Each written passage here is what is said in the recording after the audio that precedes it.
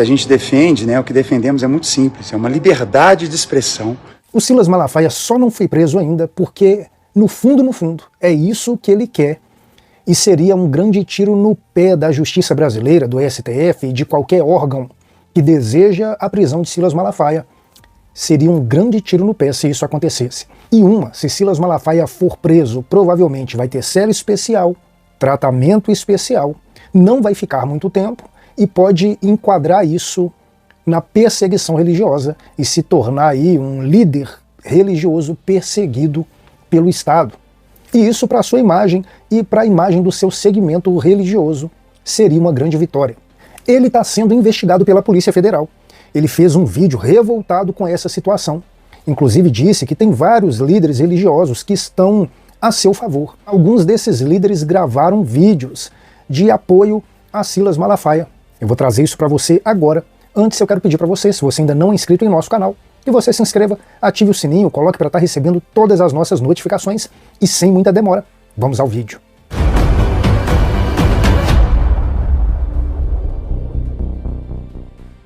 O pastor Silas Malafaia disse que tem apoio de muitos grandes líderes religiosos pela sua causa. Confira aí alguns deles. Vamos lá. Gente, olha só, quando criticar o poder começa a se tornar crime, a democracia perde o rumo. Nos últimos dias, o pastor Silas Malafaia, ele foi incluído no inquérito por suposta obstrução de justiça, após criticar decisões do judiciário e participar de ato, primeiro no Rio, depois teve um ato em São Paulo também, né? E o que preocupa é que o assunto não é sobre concordar com ele ou qualquer ação, mas é sobre o direito de qualquer cidadão de dar sua opinião, de questionar, de ser firme, sem ser tratado como um inimigo do Estado, né? Sempre houve oposição no Brasil e a gente sempre teve liberdade para fazer críticas como cidadãos, né? A mudança disso é muito preocupante, né? Críticas justas, elas precisam ser ouvidas, respeitadas, respondidas por quem recebeu do povo a responsabilidade de governar. O brasileiro, ele precisa ter liberdade para se manifestar, votar em quem quiser e, se julgar necessário, pedir alternância de poderes, né? Isso é democracia. Se alguém ultrapassa limite legal, que responda como cidadão perante a lei, e não por viés religioso ou por tentativa de enquadrar a fé como agravante na situação, né? O Estado laico não é um Estado mudo, é um Estado que garante a mesma regra para todos, para os de dentro e para os de fora da igreja. Outro ponto grave que eu vejo é o espetáculo dos processos, né? Quando processos vazam isso para a imprensa, que fica sabendo antes do próprio investigado, não tem como a gente não achar isso estranho, né, gente? O que a gente defende, né, o que defendemos é muito simples, é uma liberdade de expressão com responsabilidade e igualdade de tratamento para qualquer pessoa, qualquer cidadão, seja pastor, seja jornalista, seja empresário, seja professor, que as instituições estejam protegendo sempre o direito de falar e também o direito de ser ouvido. Sem isso não vai haver confiança, não vai haver diálogo, não vai haver como um país avance, né? E aqui vai mais um pedido, né? Mas que importa muito. Vamos continuar orando pelo Brasil. Não desista de interceder ao nosso Deus para que tudo que vem acontecendo em nosso país, tão rico e tão bonito, com tanta gente incrível, né, passe logo e que a gente consiga viver em paz. Digo duas coisas para você. Primeiro, para que você foque na mensagem, não no mensageiro. E assim eu começo o que eu vou falar agora. Pastor Silas Malafaia, você não precisa gostar dele, você não precisa, enfim, ser cristão ou evangélico, nada disso.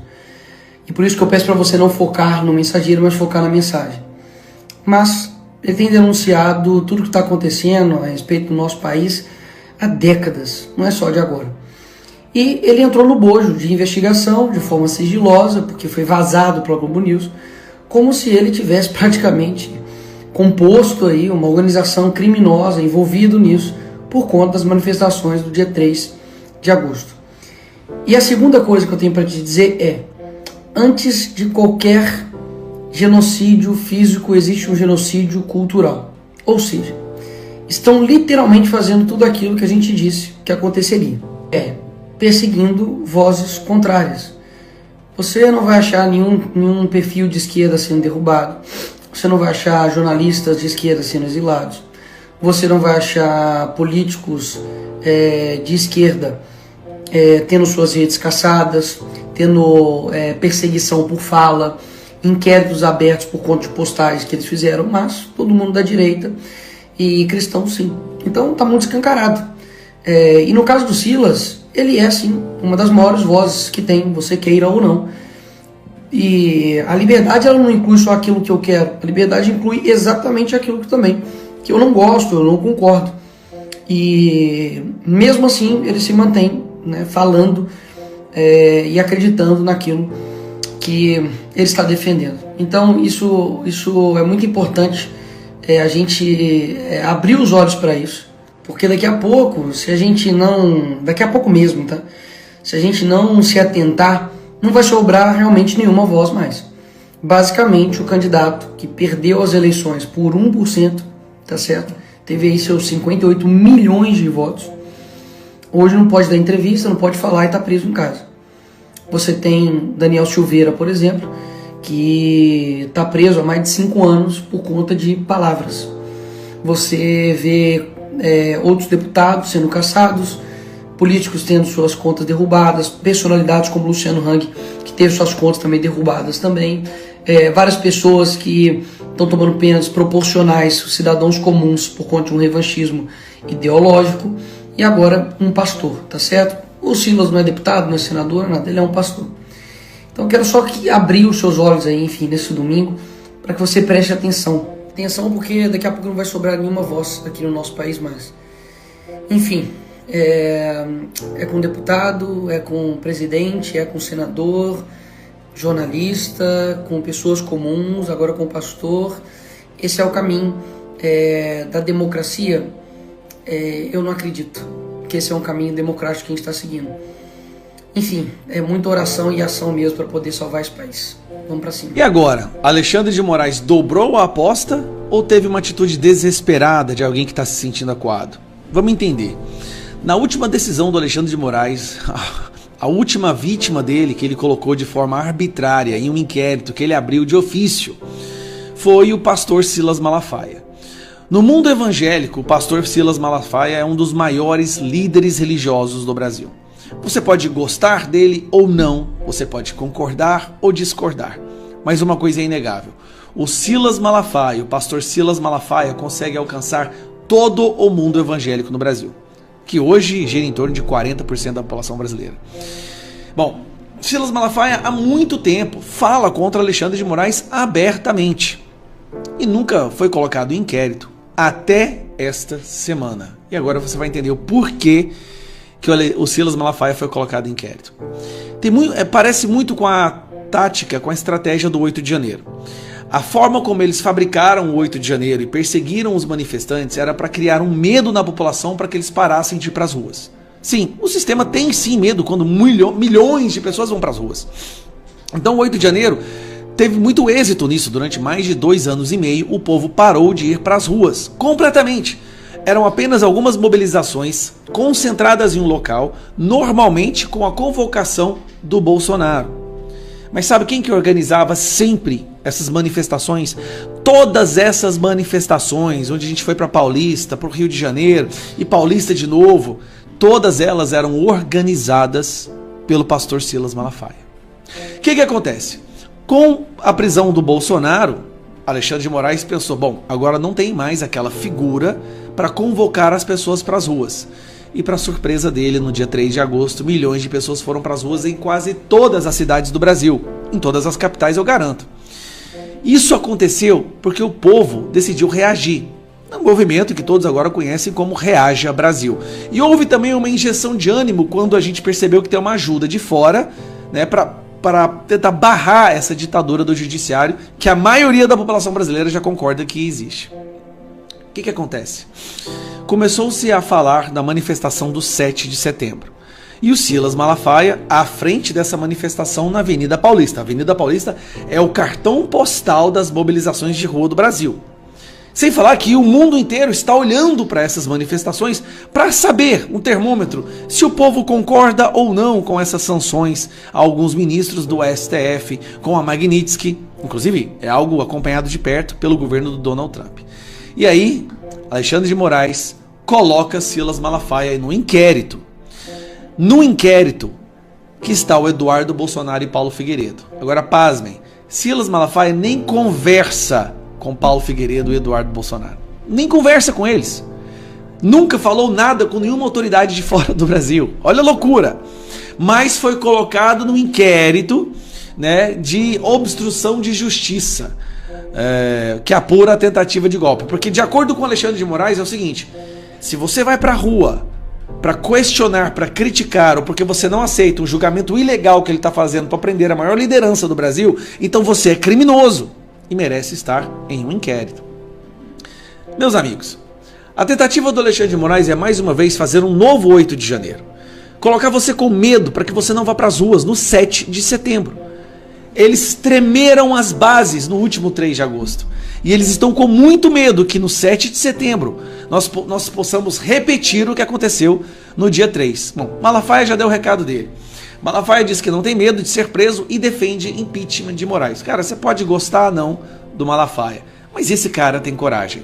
Chegou ao ponto que o André Mendonça, tentando avisar que mexer com Malafaia não vai dar certo, Mendonça falou o seguinte: faz alerta a colegas do STF e Hugo Mota após inclusão de Malafaia em inquérito da PF. O que o André Mendonça está falando nesse caso?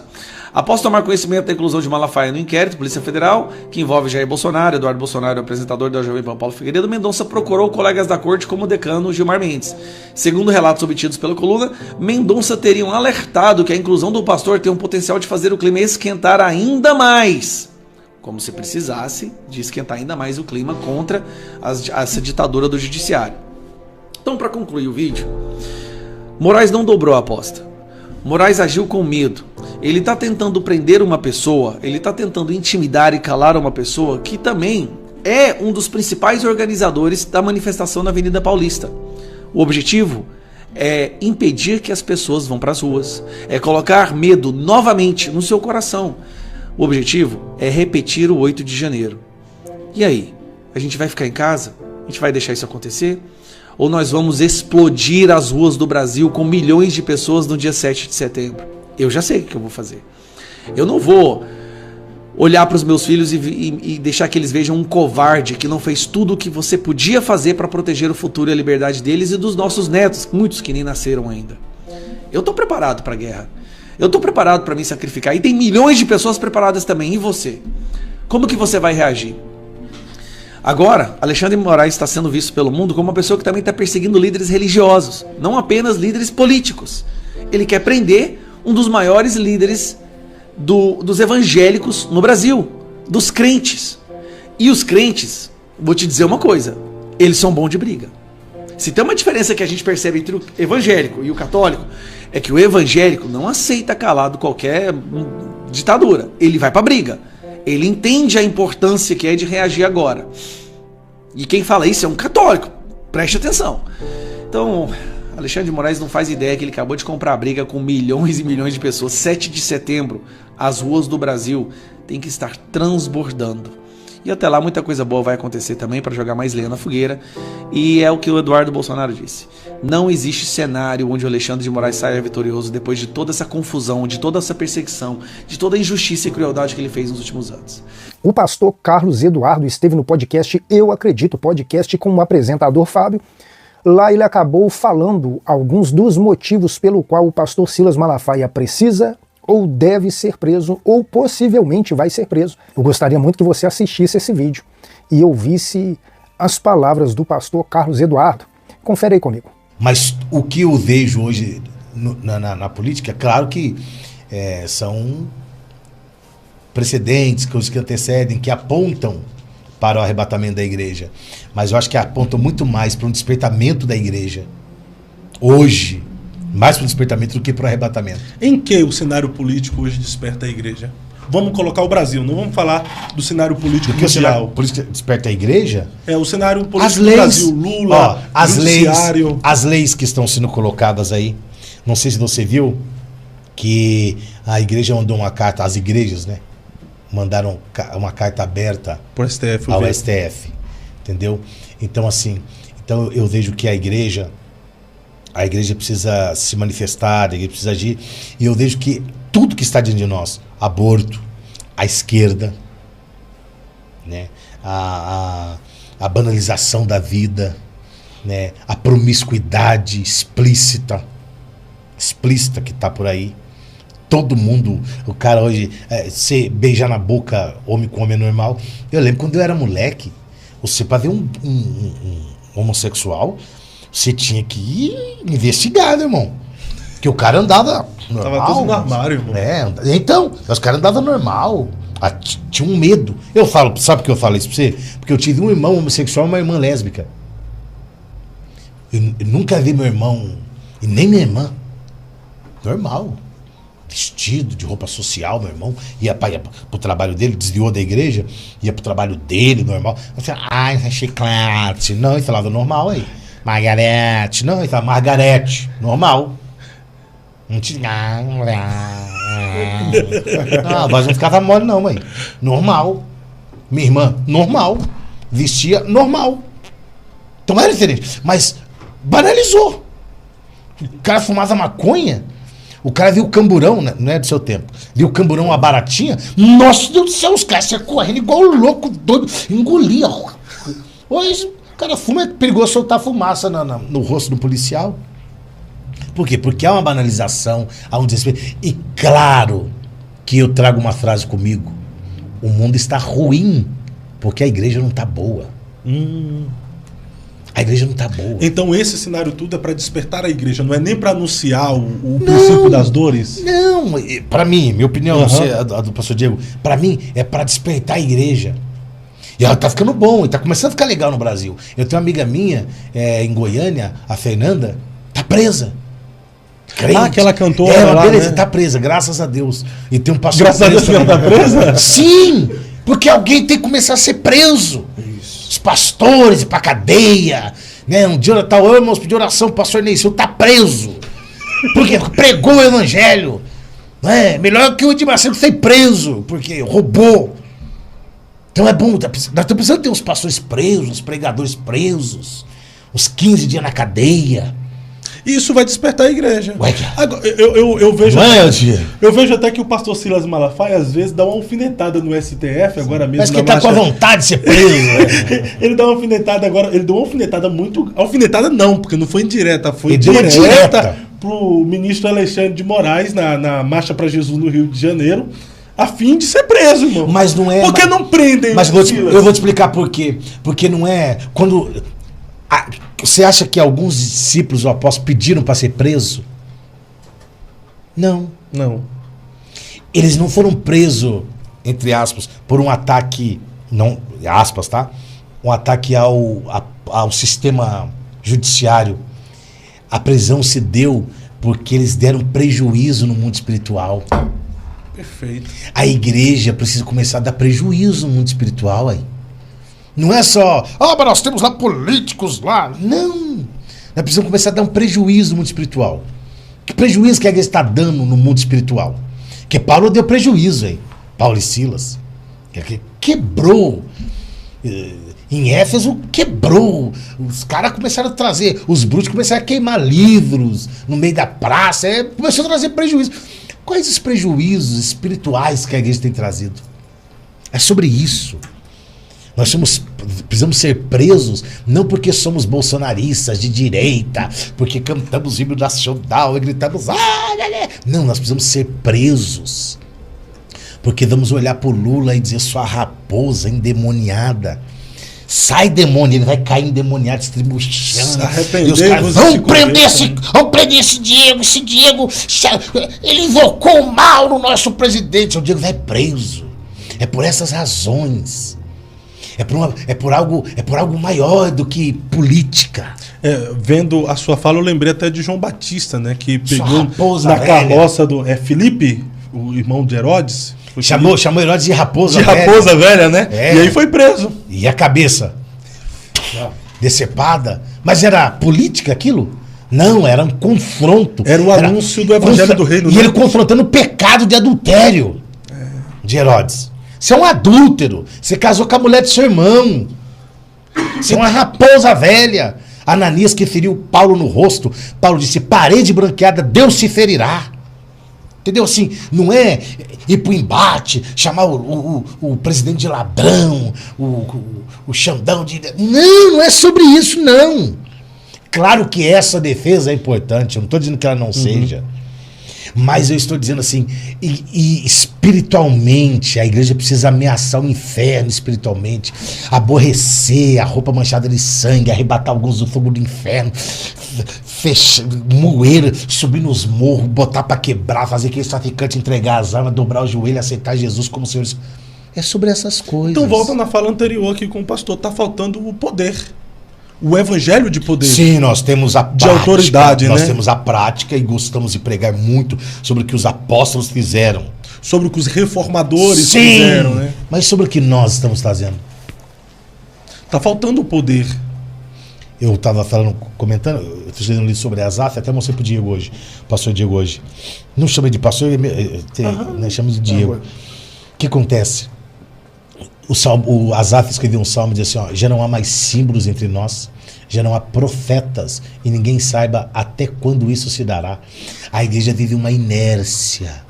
Nós vemos agora os pregadores entendem. Eu sou pentecostal clássico. O que é pentecostal clássico? Pentecostal clássico, o paralítico tem que andar, então. A sombra tem que curar. Eu não posso ir lá na casa do Léo Dal Negro. Ô Léo, não posso ir na sua casa, leva o meu lenço lá. É.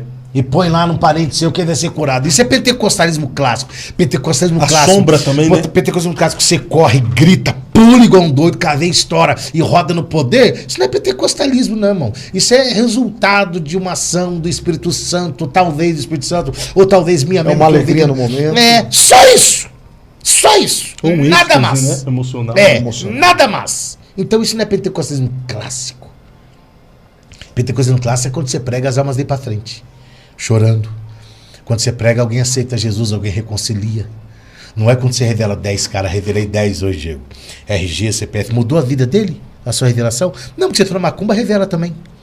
Se a cigana lê a mão dele, revela. Porque o diabo é consciente, ele não é onisciente. Mas ele sabe a cor da sua cueca. Agora a pergunta aqui vai para você. Você concorda ou não com as investigações sobre o pastor Silas Malafaia? E eu vou mais além, você concorda ou não com a prisão do pastor Silas Malafaia? Você acha que seria uma prisão justa, já que Silas Malafaia tem uma grande influência, não somente na sociedade, mas principalmente ao povo evangélico? O que você acha do pastor Silas Malafaia? Deixe o seu comentário logo aí abaixo, é muito importante. Aproveite, se inscreva em nosso canal, ative o sininho, coloque para estar recebendo todas as nossas notificações. Esse é o canal Roberto Dias e eu te espero aqui no próximo vídeo.